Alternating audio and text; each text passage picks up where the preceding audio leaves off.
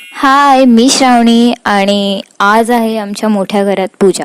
तर मी इकडे काय काय केलं चला तुम्हाला दाखवते. सगळे एकत्र जमले होते आणि पूर्ण घरात एकदम भक्तिमय वातावरण झालं होतं.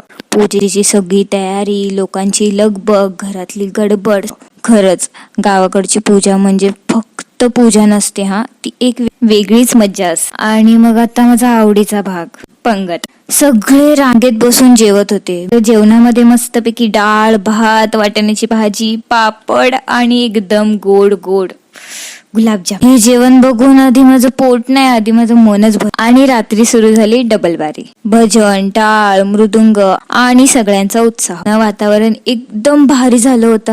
हा कार्यक्रम थेट पहाटे 4:30ला संपला. आणि खरंच सांगते, गावाकडच्या अशा आठवणी कायम मनात राहतात.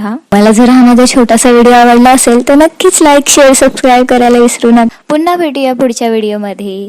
बाय.